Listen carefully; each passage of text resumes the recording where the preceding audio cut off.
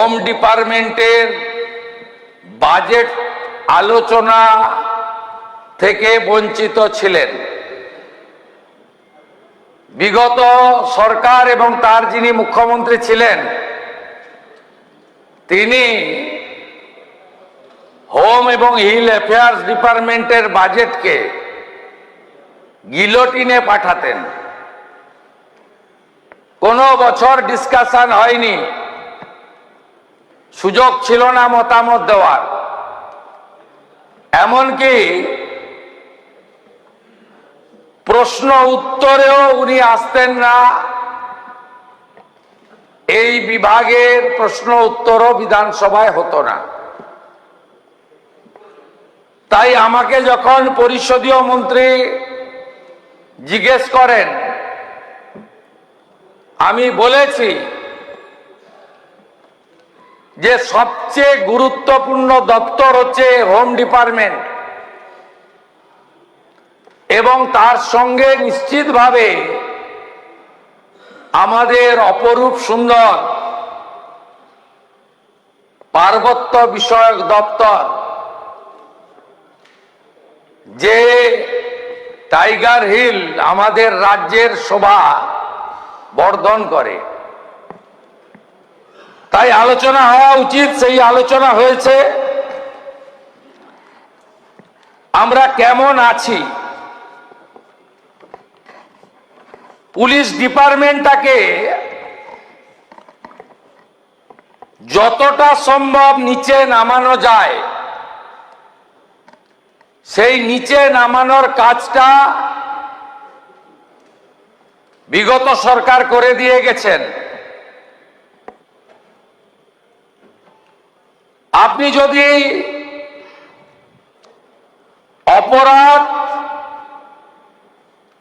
অপরাধের first information রিপোর্টকে record করা, তার ভিত্তিতে অ্যাকশন নেওয়া এবং চার্জশিটেড করে কনভিকশন করানো, এখানে যেমন জুডিশিয়ারির পার্ট রয়েছে কিন্তু মূল ভূমিকাটা রয়েছে পুলিশের, ইনভেস্টিগেটিং এজেন্সির এবং ইনভেস্টিগেটিং অফিসারের। আপনারা শুনলে অবাক হয়ে যাবেন, এরা দেশের সংবিধানকে,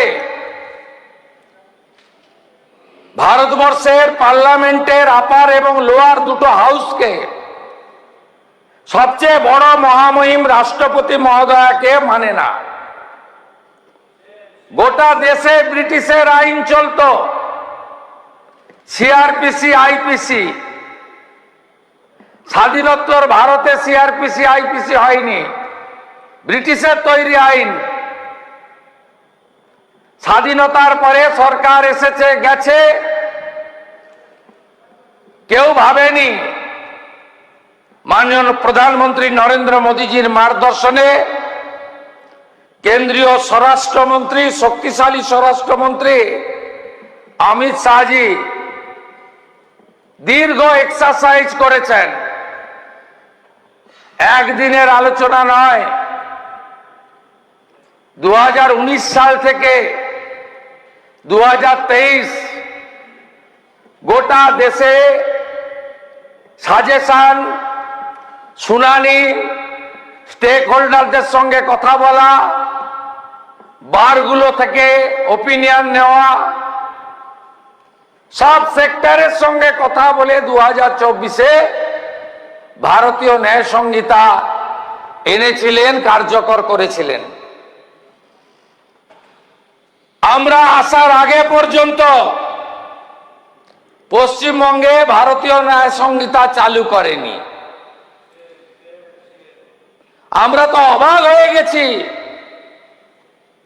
এমন একটি সরকার ছিল যে সরকার দেশের সংবিধানকে মানেনি। রাষ্ট্রপতি মহোদয়ের অনুমোদনে যে আইন রুলে পরিণত হয়েছিল তাকে মানেনি। আমরা বিএনএস চালু করেছি। ভারতীয় ন্যায় সংহিতা চালু হওয়ার পরে আমরা গত দুদিন ধরে, গত সপ্তাহে শনি রবি ভারতের যশস্বী স্বরাষ্ট্রমন্ত্রী অমিত শাহজির পৌরোহিত্যে আমার উপস্থিতিতে কেন্দ্র রাজ্যের সমস্ত ল এনফোর্সমেন্ট এজেন্সি, ভারত সরকারের স্বরাষ্ট্র সচিব থেকে রাজ্যের মুখ্য সচিব, বিএসএফ, এনআইএ, ইনকাম ট্যাক্স, আমাদের রাজ্যের যতগুলো উইংস রয়েছে, সিআইডি, সাইবার, ল, কলকাতা পুলিশ, রাজ্য পুলিশ, ল সেক্রেটারি, ব্যাপক আলোচনার মধ্য দিয়ে আমরা এই রাজ্যের অবস্থাটা অ্যাসেস করেছিলাম। সবগুলো তো বলা যাবে না, রোজগার মেলা আছে। আপনার অ্যাভারেজ দেখুন, ভারতবর্ষে পপুলেশন পুলিশের অ্যাভারেজ হচ্ছে 155। বছরের পর বছর ধরে নিয়োগ করেনি। কেন নিয়োগ করবে? পার্মানেন্ট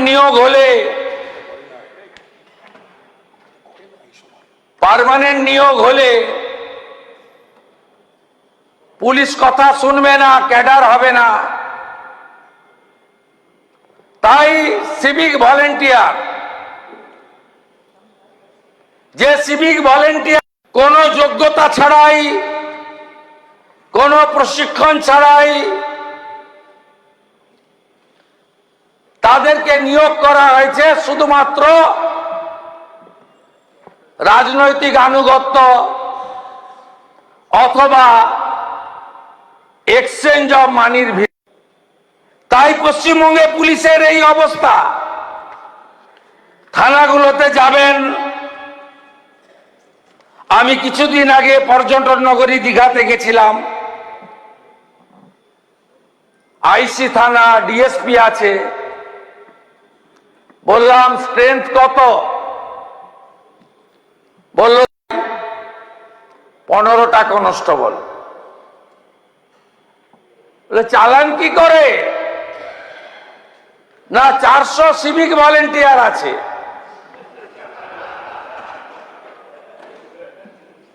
আপনি যেদিকে তাকাবেন অন্ধকার। ভ্যাকেন্সি দেখুন, স্যাংশন স্ট্রেংথ অর্থ দপ্তরের 1,21,344, মানে ডিএসপি থেকে জুনিয়র কনস্টেবল। ভ্যাকেন্সি কত? 43,073। নিয়োগ করবে না। সিভিক ভলেন্টিয়ার নিয়োগ হলে বেশি পয়সা দিতে হবে না, 6 মাস অন্তর রিনিউয়াল। অনেকে বাধ্য হয়ে করেন, সব সিভিক ভলেন্টিয়ার খারাপ বলা যাবে না। টিকিটা বেঁধে রেখেছে, সুতো ছেড়ে দিয়েছে, লাটাইটা হাতে আছে।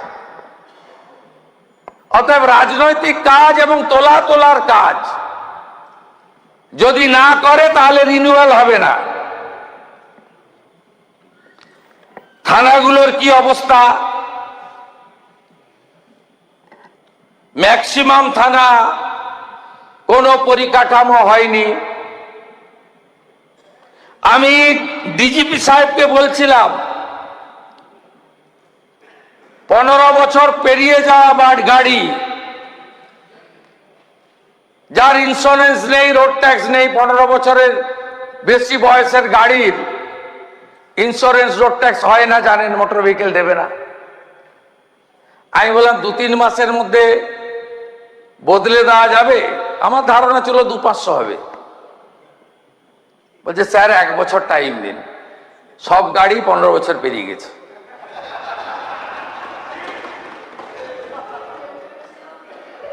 যে কটা কনস্টেবল আছে তাদের না আছে ব্যারাক, না আছে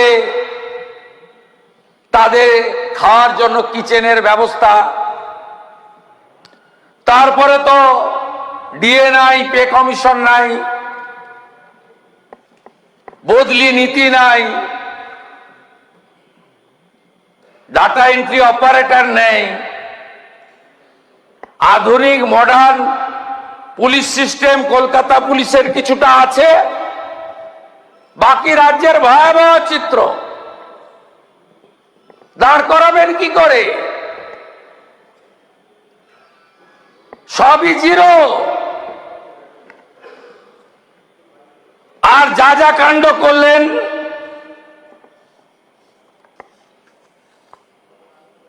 যা যা ঘটনা ঘটেছে ল অ্যান্ড অর্ডারে, অপরাজিতা বিলের সময় মনে আছে আমার বক্তৃতা, উনি এখানে বসেছিলেন, আমি ওখানে বসেছিলাম। কামদুনি ছোট্ট ঘটনা, বারাসাত শরীর থাকলে যেমন সর্দি কাশি জ্বর জারি হয়, একটু আধটু রেপ টেপ তো হয়।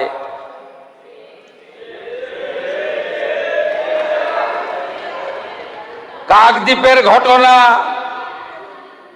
ফুল রেপে 20,000, হাফ রেপে 10,000। হাঁসখালির ঘটনা, মেয়েটা অন্তঃসত্ত্বা ছিল। ময়নাগুড়ির ঘটনা, লাভ অ্যাফেয়ার্স। আরজি কর,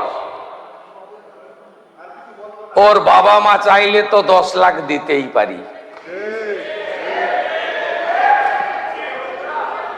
এই তো ছিল নারী নিরাপত্তা।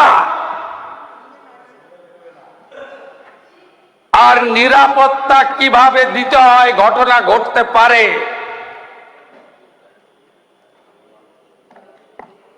ঘটনা ঘটলে তাকে কিভাবে মোকাবিলা করতে হয়,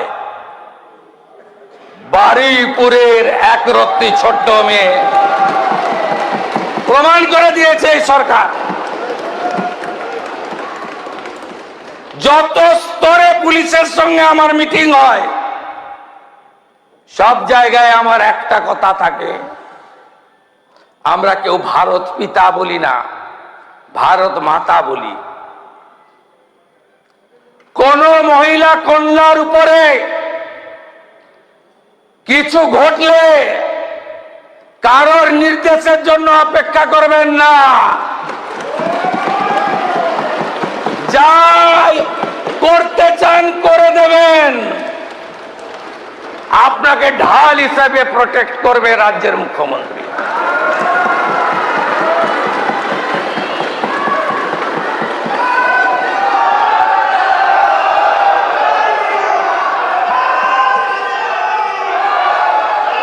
প্রাক্তন মুখ্যমন্ত্রীর সোশ্যাল মিডিয়া হ্যান্ডেল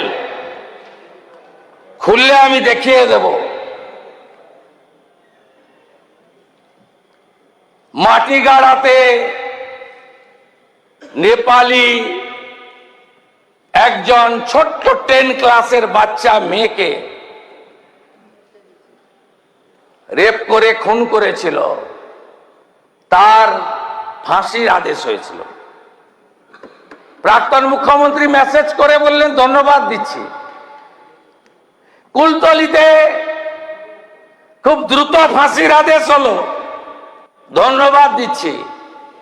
কার্যকর করতে পারেন না কেন? হ্যাঁ, লম্বা প্রসেস, বাড়ির লোক হাইকোর্টে যায়, হাইকোর্ট থেকে সুপ্রিম কোর্টে যেতে পারে, সুপ্রিম কোর্ট থেকে রাষ্ট্রপতির কাছেও যেতে পারে। যদি দিল্লিতে নরেন্দ্র মোদীজির নিয়ন্ত্রণাধীন দিল্লি পুলিশ, দিল্লির জুডিশিয়ারি, ভারত সরকারের লয়াররা নির্ভয়ার ক্ষেত্রে 4 জনের চূড়ান্ত শাস্তি কার্যকর করতে পারে, তাহলে আমাদের রাজ্যে মাটিগাড়া, কুলতলি সহ 18টি পানিশমেন্ট কেন কার্যকর আপনারা করতে পারেননি? কোনো মনিটরিং নেই। যখন এলো মিডিয়াতে, ভাষণ দিয়ে তু খিচ মেরি ফটো, ব্যাস। এই করতে করতে রাজ্যটাকে রসাতলে দিয়েছেন। আমরা কি করছি শুধু দেখতে থাকুন। আমি আবারও বলে গেলাম, নারী নির্যাতন, সে মলেস্টেশন হোক, রেপ, গ্যাংরেপ হোক, অথবা পস্কোর আন্ডারে কোনো শিশু অত্যাচার হোক, এই সরকার আইনের মধ্য দিয়ে কত দূর যেতে পারে শুধু দেখতে থাকুন। আরজি কর নিয়ে হাইকোর্ট, সুপ্রিম কোর্ট, সিবিআই অনেক কিছু, সে প্রসঙ্গে আমার এখতিয়ার নেই বলার। তো আমার কাছে যেগুলো ছিল সুযোগ, আমি প্রত্যেকটা করেছি এবং আগামী দিনেও করব। 3 আইপিএস অফিসার, তাদের মধ্যে তো একজন সিনিয়র মোস্ট এডিজি র্যাঙ্কের। খুব সহজ নয় বিষয়গুলো। সাসপেন্ড করতে গেলে চার্জ ফ্রেম করতে হয়, চার্জ ফ্রেম করতে গেলে মেটেরিয়াল লাগে। তো আরজি কর অভয়ার ক্ষেত্রে আমরা এসব ভাবিনি। দ্রুততার সঙ্গে 3 আইপিএস কে সাসপেন্ড করেছি। সন্দীপ ঘোষ, বিরূপাক্ষদের মেডিকেল লাইসেন্স খারিজ করেছি।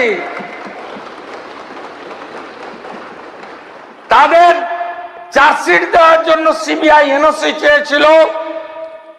অপরাজিতা বিল যিনি এনেছিলেন, আগের মুখ্যমন্ত্রী প্রাক্তন, আমার কাছে ডকুমেন্ট আছে,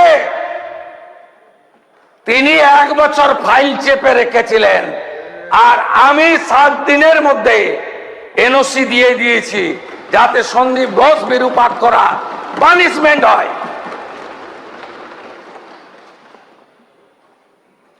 রাজনৈতিক ভায়োলেন্সের ক্ষেত্রে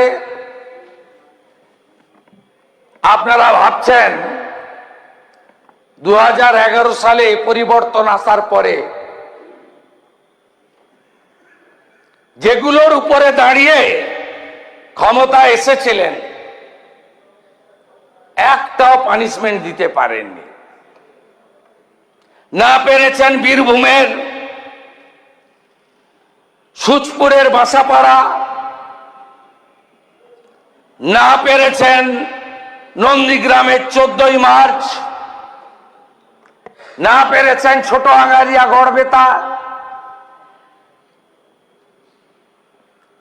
না পেরেছেন যে কোনো ঘটনায়, যে ঘটনাগুলোকে ক্যাপিটাল করে এসেছিলেন, ফেলানি বসাক, চম্পলা সর্দার, ধানতলা, বানতলা, অনিতা দেওয়ান, কিচ্ছু করতে পারেননি, করেননি।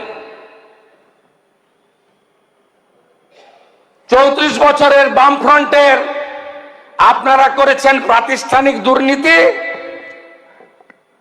আর সিপিএম করেছে রাজনীতিক দুর্নীতি।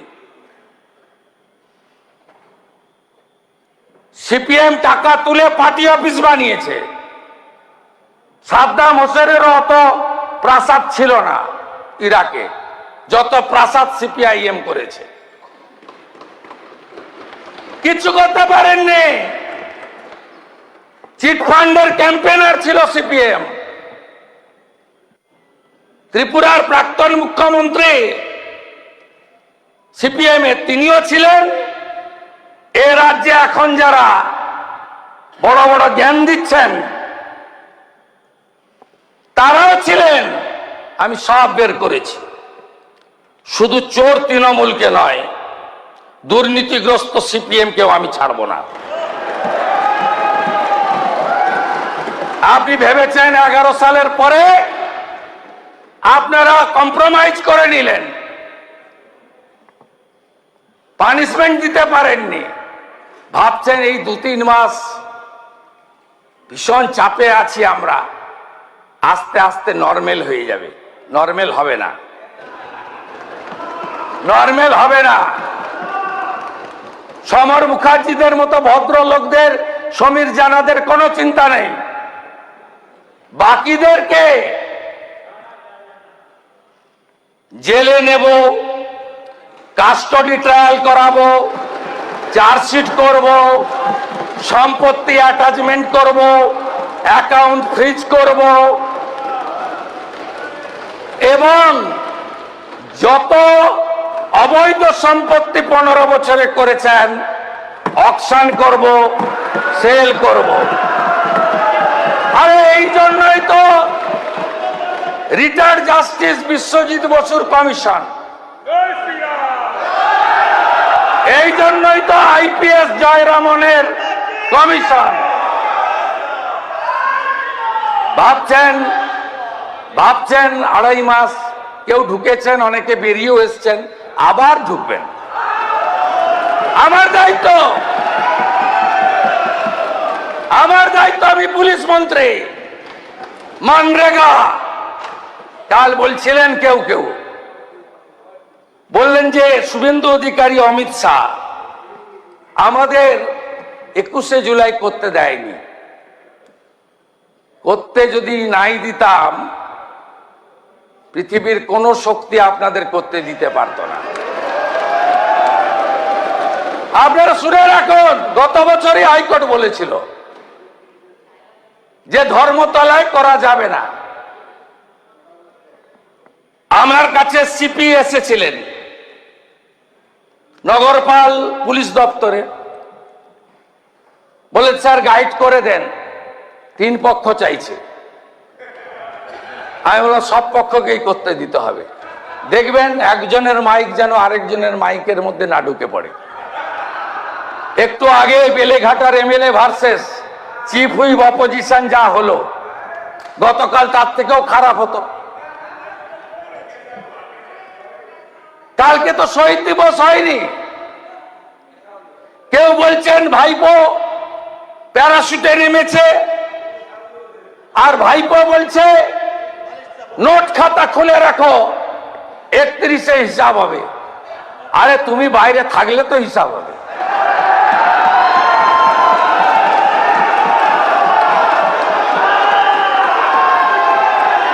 চৌঠা মেয়ের পরে ডায়মন্ড হারবার গেছ, জোকা পেরিয়েছ, যাও না ডায়মন্ড হারবার, পান্নালাল হালদার নিয়ে যান চ্যাম্পিয়ন এমপি কে, যান নিয়ে। টেস্ট কেস হয়েছিল ফলতায় টেস্ট কেস। আরে আপনি এমপি, আঞ্চলিক দলের সর্বভারতীয় সাধারণ সম্পাদক, গরুর গাড়ির হেডলাইট। ফলতাতে আপনাদের প্রার্থী দাঁড়ালেন সেলফ ডিক্লেয়ার পুষ্পা। আপনি প্রচারে গেছিলেন, ওই বিড়লা তারামণ্ডলের সামনে দাঁড়িয়ে ওইটুকু জায়গা কত লোক হয়েছে, পুলিশ আমাকে রিপোর্ট দিয়েছে। না 2,500 একটু বেশি হবে। আরে 40,000 পঞ্চায়েতের চোর আছে, তার 10% এলেও তো 4,000। 4,000 চোর কাউন্সিলর আছে, তার 10% এলেও তো 400। জেলে ঢুকে বেরিয়ে এসেছে এমন 250-300 আছে। জেলে যাওয়ার ভয়ে কলকাতায় এসে লুকিয়ে আছে, এরকম আরো 1000-1200 আছে। তাই এটা সবটা মিলিয়ে ফেললে 4-5 হাজার তো হতেই পারে। আপনি ফলতা উপনির্বাচনে গেলেন না, আপনার প্রার্থীর জামানত জব্দ হলো, তিনি তো আগেই পা হাত তুলে নিয়েছিলেন উন্নয়নের স্বার্থে। আপনাদের শেখানো ভাষণ। আমরা ওদিকে 77 ছিলাম, একজন একজনকে ডাকতেন। কিছু সাংবাদিক বন্ধু কুনকির কাজ করত, ডেকে ডেকে নিয়ে যেতেন, বলে কি চাই। কি অদ্ভুত! আগের স্পিকার কোথায় পালিয়েছে? 2011 থেকে 54 জনকে দল বদল করিয়েছে। 10th শিডিউলে নেই, এখন বলছেন ভাঙিয়ে নিয়ে যাচ্ছে, চলে যাচ্ছে। 54 জনের দল বদল করিয়েছেন, তখন লাগেনি না? দেখ কেমন লাগে। সেদিনই বলেছিলাম করবেন না, পৃথিবীটা গোল। আমরা করতে চাইনি, কিন্তু আপনারা যা যা করেছেন ভগবান সব একদম সুদে আসলে দিয়ে দিচ্ছে। আপনাদের 213 ছিল, তারপরেও আপনাদের এদিক থেকে এমএলএ নিয়ে যেতে হয়েছে ভাঙিয়ে ভাঙিয়ে। সবেদন নীলমণি কংগ্রেসের একটা বাই ইলেকশনে জিতে চলে এসেছিল, সেটাও চাই। ভাই ভাই সংঘ চাই, শনি ঠাকুর পূজা কমিটি চাই, শ্মশান কমিটি চাই, কবরস্থান কমিটি চাই, সব চাই, বিরোধী রাখবো না। পুলিশকে কোথায় নিয়ে গেছিলেন? সাগরদিঘি বাই ইলেকশনে হেরে গেছেন, জনগণ হারিয়ে দিয়েছে। পরের দিন সকালবেলা এসপি জঙ্গিপুর ভোলানাথ পান্ডেকে ব্যাটালিয়নে পাঠিয়ে দিয়েছেন। পৌরসভার ভোট হলো, একটা ছোট্ট পৌরসভা, 10-12 হাজার ভোটার, 18-20 হাজার পপুলেশন, তাহেরপুর নদিয়া। সিপিএম জিতে গেছিল। গণনার আগে ওসি তাহেরপুরকে ক্লোজ করে দিয়েছে লাইনে। ডক্টর রাজেশ কুমার বলছিল তালিকা দেবেন, কাদেরকে কম্পালসারি ওয়েটিং রেখেছিল। হোম সেক্রেটারিকে বলবো ওদেরকে রিওয়ার্ড দিতে, আর যারা করেছিল তাদের সঙ্গে দেখা হবে। আপনি ভেবেছেন কি সময় যাবে যত সব বন্ধ হয়ে যাবে?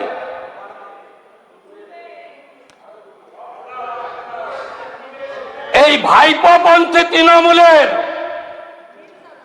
নাম নিশান পশ্চিমবঙ্গে থাকবে না। আমার দায়িত্ব।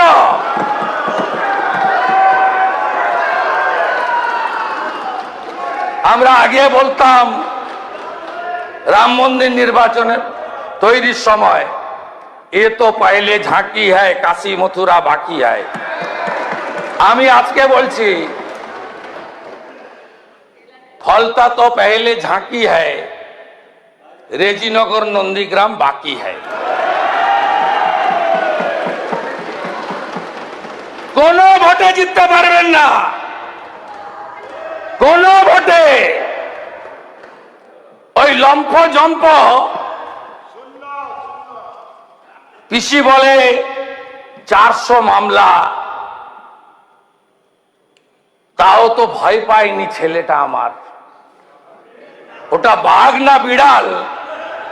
ফলতাতে একবার দেখেছেন, যতদিন যাবে দেখবেন। আর যত চুরি ডাকাতি করেছেন হিসাব তো নয়, বের করব, গর্ত খুঁড়ে বের করব। আপনারা দেখবেন পুলিশকেও ভালো করব আমরা। 16,000 নতুন কনস্টেবল পুজোর আগেই মাঠে নেমে যাবে। আরো 20,000 নিয়োগ করব। সব থানায় মহিলা হেল্প ডেস্ক হয়েছে, লোক লাগবে, ঠিক কথা মুস্তাফিজুর রহমান বলেছেন, মহিলা অফিসার দেব। সাইবার এখন সবচেয়ে বড় ক্রাইম, সাইবার সেল চালু করে দিয়েছি আমরা। 112 মানে একটা গাড়ি নয়, পুলিশের যা সাপোর্ট আছে তার বাইরে আমরা গুজরাট, মহারাষ্ট্র, ইউপি কে দেখে 112 চালু করছি। এখন পশ্চিমবঙ্গে কেউ যদি থানার অ্যাসিস্ট্যান্স চায়, গড়ে 3 ঘন্টা লাগে পুলিশ পৌঁছাতে, আর ইউপিতে লাগে 6 মিনিট। আমরা 112 এবারে একটা দিচ্ছি মহালয়ার দিন উদ্বোধন। আমরা আগের বাজেটে অর্থমন্ত্রীকে আমি বলবো আরো দেবে। আমরা মিনিমাম 3 থেকে 4টে করে গাড়ি দেব, আর আমরা অন্য রাজ্যের মতো যাতে কয়েক মিনিটের মধ্যে পুলিশ রেসপন্স করে তার ব্যবস্থা আমরা করছি। আপনারা দেখতে থাকুন, আর কিছু বিষয়ে রাজনীতির লোক ঢুকবে না। সব জেলার বিধায়করা আছে, হাত পাচ্ছে কেউ রাস্তায়? যদি পান বলবেন, আমরা 3টে হেল্পলাইন নম্বর ডিক্লেয়ার করে দিচ্ছি কালকে। যা যেখানে রাস্তায় হাত পাতবে, আর যদি অবৈধ কোনো চালানের বাইরে কয়লা, বালি, পশু, সুপারি কারোর কাছে কোনো খবর থাকে, একদম সোজা আমরা ডেডিকেটেড নাম্বার আপনাদের দিয়ে দেবো 2-1 দিনের মধ্যে। বিরাট কন্ট্রোল রুম করা হচ্ছে। আমরা স্বাস্থ্য ভবনে একটা কন্ট্রোল রুম করেছে স্বাস্থ্য দপ্তর, একই ফর্মুলাতে ট্রাফিকের কন্ট্রোল রুম তৈরি হচ্ছে। ফারাক্কাতে হাত পাতলে ভবানী ভবনে ডিজি দেখতে পাবে, কালিয়াচকে হাত পাতলে কলকাতাতে আমরা জানতে পারবো। করতে দেব না, নিশ্চিন্ত থাকুন। নো সুপারি,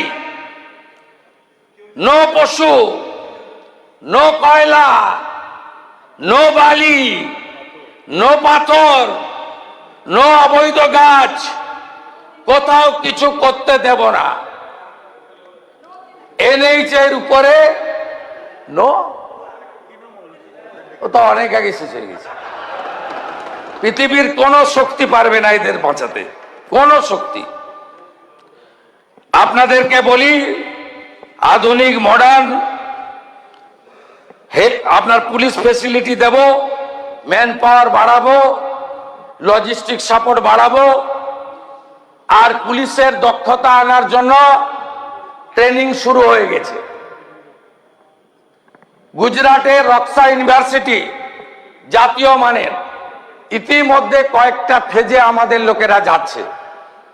তেজগাঁও BSF এর ট্রেনিং ইনস্টিটিউট, সেখানেও আমরা পাঠাতে শুরু করব। কোস্টাল পুলিশের জন্য BSF এর সঙ্গে আমাদের চুক্তি হচ্ছে, তারা আমাদের ফ্রি ট্রেনিং দেবে। বর্ডার এলাকাতে 9টি জেলায় কোঅর্ডিনেশন মিটিং হয়েছে, থানা লেভেলে কোঅর্ডিনেশন মিটিং শুরু হয়েছে। প্রায় 200 কিলোমিটার জমি হস্তান্তরিত হয়েছে, বর্ডার ফেন্সিং চালু হয়েছে, 12টি হোল্ডিং স্টেশন তৈরি করা হয়েছে। আগে ছিল গ্রেপ্তার করো, জেলে রাখো, সরকারের ভাত খাওয়াও, সরকারের কাপড় দাও, সরকারের মেডিসিন দাও। এখন হয়েছে ধরো, হোল্ডিং স্টেশনে রাখো, আর বাংলাদেশের BGP এর হাতে হস্তান্তর করো। শরণার্থী আশ্রয় পাবে, আর অনুপ্রবেশকারী ঘাড় ধাক্কা খাবে। এটাই এই সরকারের নীতি। হ্যাঁ, বীরভূমের মতো ঘটনা যাতে না ঘটে, আকরুজ্জামান সাহেব, প্রসূন ব্যানার্জি বলেছেন আমরা নিশ্চিত করব তিনি ভারতীয় নাগরিক নন, তারপরেই হ্যান্ডওভার করব। আমি আপনাদেরকে অ্যাসিওর করছি। পলিটিক্যাল ভায়োলেন্স, যে ভয়ঙ্কর ভায়োলেন্স 2018 সাল থেকে করেছেন, বিশেষ করে 2021-এ 2রা মে 2021 কাউন্টিং এর দিন আমি নিজে সাক্ষী। 1956 ভোটে আপনাদের নেত্রী হেরে গেলেন। আমি হলদিয়া এসডি অফিসে সার্টিফিকেট নিতে গেছি। আমার অবস্থা মানস সাহার মতো করতেন। ছোট ইট-টিটের টুকরো নয়। আমি যদিও সব সমর্থন করি না ডিম ছোড়াকে, এখন তো লোকজন তার আক্রোশ ক্রোধে ডিম ছুটছে, আমি সমর্থন করি না। এটা বাংলার সংস্কৃতি নয়। পুলিশ অ্যাকশনও নিয়েছে, কিন্তু তারা ডিম ছুটছে। আর আপনি আমার উপরে কি করেছিলেন? রাত্রি 10টা 15 এত বড় বড় পাথর। আমি যদি সিআরপিএফ এর বুলেট প্রুফ গাড়িতে না যেতাম, আমি যদি আমার নিজের প্রাইভেট গাড়িতে যেতাম, সেদিন সার্টিফিকেট নেওয়া তো দূরের কথা, মৃতদেহটা পাওয়া যেত। একই জিনিস করেছেন বেচারি মানস সাহার সঙ্গে। মগরাহাটে কাউন্টিং হলে পিটিয়ে মেরেছেন। 1,10,000 ছেলে রাজ্য ছেড়েছে। 355 শেল্টার হাউস হয়েছে। 3 দিনের মধ্যে 56 জনকে খুন করেছেন। 12,000 দোকান লুট করেছেন। 10,000 বাড়িতে জেসিপি চালিয়েছেন। 300-র বেশি মহিলাকে নয় রেপ, নয় মলস্টেশন, নয় বিবস্ত্র। কোচবিহারে বিজেপির সংখ্যালঘু নেত্রীকে বিবস্ত্র করে 2 কিলোমিটার ছুটিয়েছেন। বিড়লা তারামণ্ডলে বলছেন বেঁচে আছি, দেখে নেব। আরে বেঁচে থাকতে থাকতে প্রাক্তন হয়েছেন। বেঁচে থাকতে থাকতে আপনি যে প্রতিষ্ঠিত চোর, এটা প্রমাণ করব। বেঁচে থাকতে থাকতেই দেখে যাবেন সব। আপনি যা করেছেন 21-এর নির্বাচনের পরে 47-এর আগে ব্রিটিশরা করেনি। আপনি কি ভাবছেন আমি ছেড়ে দেব? কিছু মামলা সিবিআই, দরকার হলে সিবিআই কাছে লিখব যে আবার আমাদের দিয়ে দিন। আজকে ঘোষণা করে গেলাম, যত ভবানী ভবনে কমপ্লেন গুলো এফআরটি করেছেন, পিছনে এইচএস, ডিজিপি, এডিজি এলো বসে আছে, সিপি অন রেকর্ড। এই অগস্ট হাউসে বলে গেলাম সব এফআরটিকে নতুন করে রিইনভেস্টিগেট করতে হবে। অনেক এফআইআর করেছেন, আমি ধন্যবাদ জানাবো পুলিশকে। অনেকগুলো এফআইআর তারা করেছেন, গ্রেপ্তারও হয়েছে। 2021, 23, 24 1955টি নতুন ফৌজদারি মামলা নথিভুক্ত হয়েছে। 2404 জন অভিযুক্তকে গ্রেপ্তার করা হয়েছে। তার মধ্যে 420 জন বাহুবলী হিস্ট্রি শিটার রয়েছেন। গুন্ডা দমন অ্যাক্ট এনেছি ভবিষ্যতের বাংলাকে সুরক্ষিত করার জন্য। প্রিভেন্টিং অ্যারেস্ট এনেছি আগামী দিনে যাতে শাহজাহান, শকত মোল্লা, জাহাঙ্গীরদের মতো গুন্ডারা ভোটকে দখল করতে না পারে, তার পার্মানেন্ট সলিউশন করার জন্য।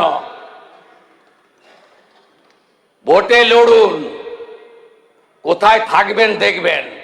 ফলতার মতো দূরবীন লাগবে খুঁজতে, দূরবীন লাগবে। কালকে অনেক বড় বড় কথা বলেছেন, আয় শুভেন্দু অধিকারী, আয় অমিত শাহ। কি বলেছিলেন? ডিজে বাজাবেন। 4 তারিখে অমিত শাহ যেন রাজ্যে থাকে। ডিজে বাজিয়ে দিয়েছে বাংলার লোকেরা।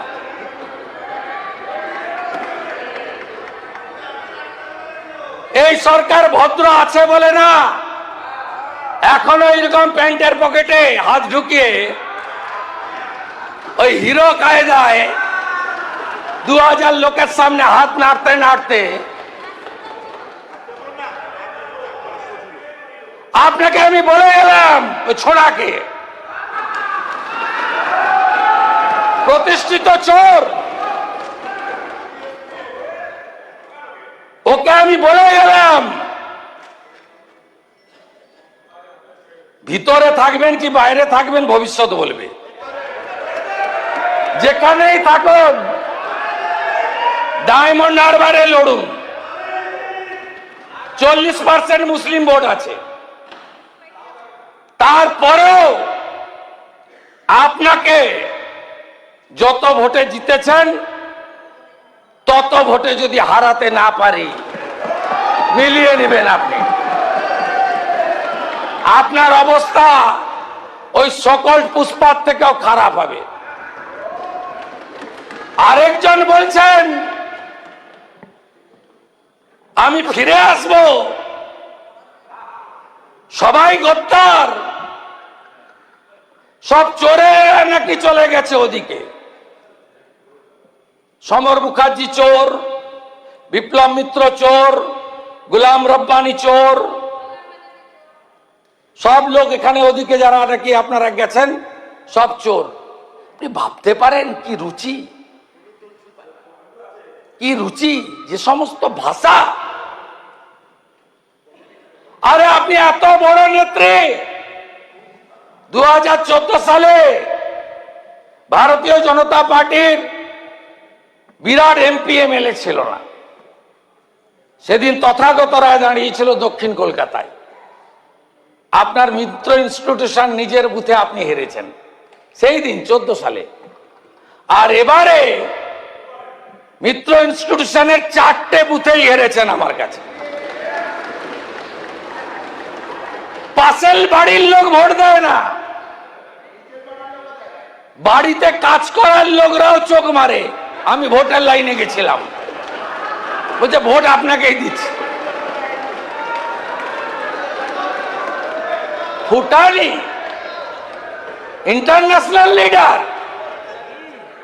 এখান থেকে বলেছিল 22 ফেব্রুয়ারিতে, বলছে নিজের ওয়ার্ড জিততে পারে না। আমাকে বলেছিল এইখান থেকে দাঁড়িয়ে, নিজের ওয়ার্ড জিততে পারে না। ভগবানের এমন মার, মিত্র ইনস্টিটিউশনে 4টে বুথে হারা, 73 নম্বর ওয়ার্ডে, নিজের ওয়ার্ডে 4000 ভোটে হারা। আপনি নাকি মাস লিডার। একটা সময় ছিলেন যখন অটলজি আপনাকে আশীর্বাদ করেছিল, তারপরে আপনি আর নেই। আপনি দুটো পিলারের উপর দাঁড়িয়েছিলেন, একটা পুলিশ আর একটা প্যাক। দুটো পিলারই আপনার কাছে আর নেই, আপনার আর কোনো ভবিষ্যৎ নেই। যত মুখ বন্ধ রাখবেন ততই আপনার মঙ্গল। যত মুখ খুলবেন ততই এই রাজ্যের ক্ষেত্রে অশনি সংকেত। আপনি শুধুমাত্র কামদুনি পার্ক স্ট্রিট নয়, আপনি যেভাবে রাজ্যে সাম্প্রদায়িক দাঙ্গা লাগিয়েছেন, আপনাকে সনাতনীরা কোনোদিন ক্ষমা করবে না। কোন মৌলানা, কোন ইমাম এই ভাষায় কথা বলে না। আপনি এইখানে দাঁড়িয়ে বলেছেন ওটা মহাকুম্ভ নয়, মৃত্যু কুম্ভ। এইখানটাকে দাঁড়িয়ে বলেছেন। 2024-22 জানুয়ারি রাম মন্দিরের উদ্ঘাটন সুপ্রিম কোর্টের নির্দেশে। কোন মুখ্যমন্ত্রী মিছিল করেনি। আপনি মিছিল করেছেন, বেছে নিয়েছেন পার্ক সার্কাস। রাম মন্দির মানছি না, মানব না। আর রাম ভক্তরাও আপনাকে বলে দিয়েছে আপনি থাকছেন না, থাকবেন না।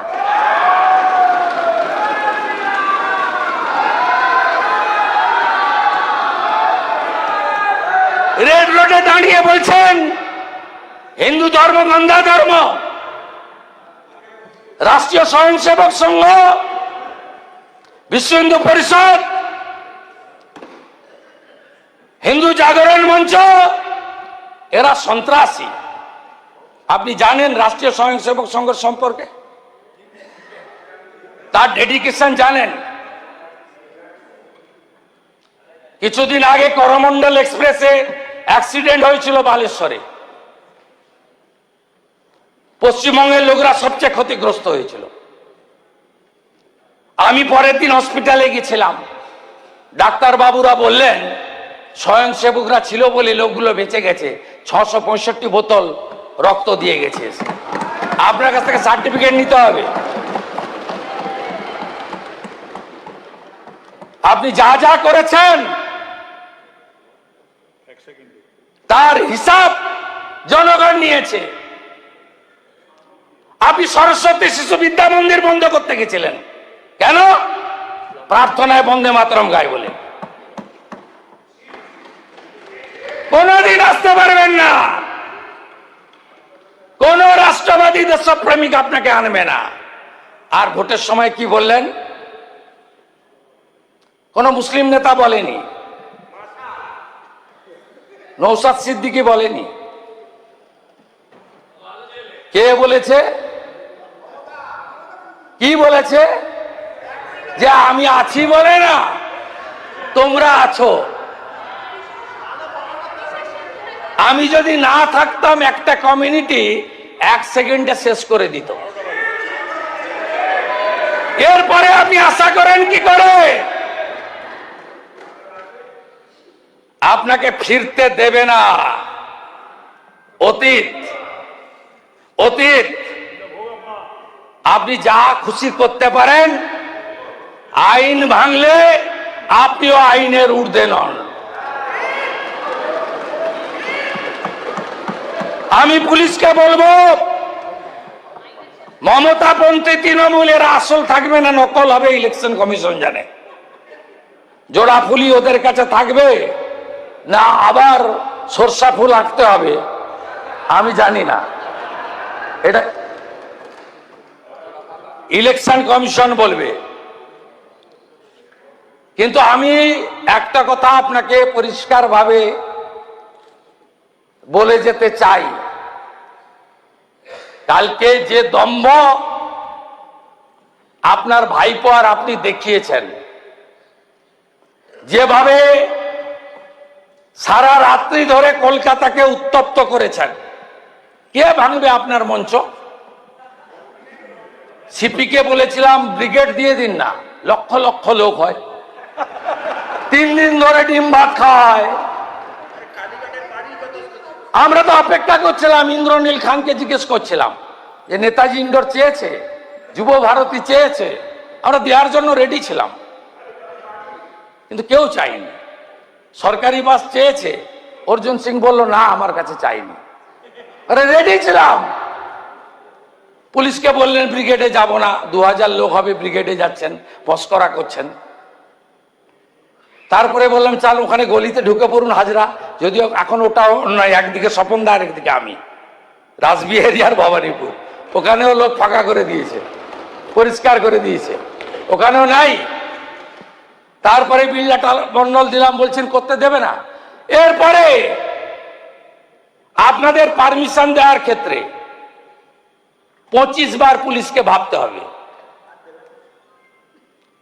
আপনাকে ওই বিকালবেলা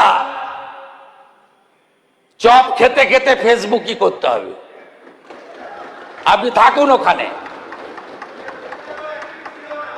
আপনি ফেসবুক করতে থাকুন আর আমরা কাজ করতে থাকি।